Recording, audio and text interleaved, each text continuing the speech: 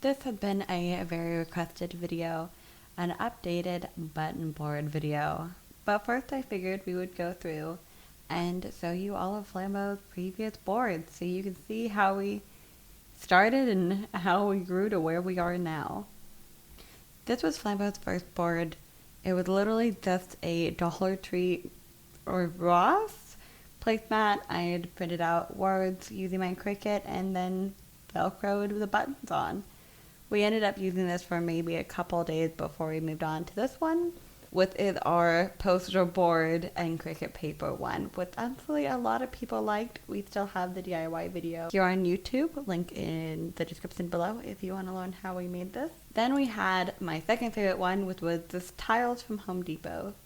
It cost about $8 to get the 3 tiles and it worked really well. It was super heavy and kind of a pain to clean. You definitely can't travel with it, which led us to our current board.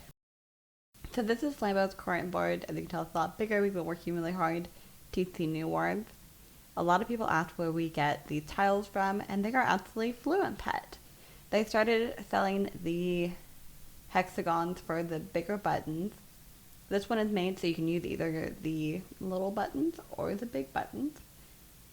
These come in a variety pack of different colors and patterns on them. I just went ahead and spray painted them white. To spray paint them, I'll do a video on it, but it takes about 4 coats per tile. In between spray painting, I would go ahead and take out the little pop-outs for the buttons, and that made it so that way when I took them out when they were completely dry, they wouldn't crack. Although, as you can see, I didn't do the best job spray painting them. It's a very absorbent material, what they're made out of, which is kind of a good thing. It's a different material than the smaller ones, and I prefer this one a lot, so does Flambo. It does hold spray paint a lot better than the smaller ones, so I do appreciate that. But each tile does take about 4 coats of spray paint, which is kind of a lot, and a bit of a hassle, but if you want them to look a certain way, do it. Invest. It does still crack a little bit, but you don't notice it too bad. The buttons are also spray painted. I have a video down in the description of how I customize my buttons, from taking them apart to spray paint them, to spray painting them, to printing out the words using my Cricut. So if you're interested in checking out that video, it is linked below. I have found that this board, out of all of them, has been Flambo's favorite. He feels more comfortable walking on them so that he can reach different buttons. He's not just kind of stuck. I think he really hated the cold feeling and the hardness of the tile one. And these are fairly easy to clean. You just remove them. I vacuum them to get all the dog hair off and everything else. Then I go ahead and I just go in with wet wipes, wipe them down pretty easy. I know some people just take the buttons off, put them outside, hose it. But that's a lot of effort for me. If you want to clean the buttons, just pull them out, rub them down with the wipe if you're feeling like you really, really want to clean it.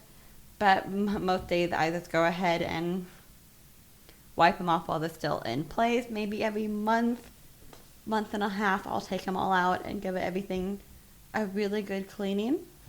But honestly, it holds up pretty well on its own. I will say I am very impressed that there's been very mild damage to the paint with their paws and claws and everything. They do get dog hair underneath quite often, so I vacuum about once a week. Doesn't take too much time, and then I'll remove them and vacuum everything like once a month, like I said. But that is it. That is our updated button board. Link to the buttons down below, link to the hex tiles down below, and I will link to the spray paint that we used for our buttons and boards. I hope you guys enjoyed this, and we will see you guys on TikTok.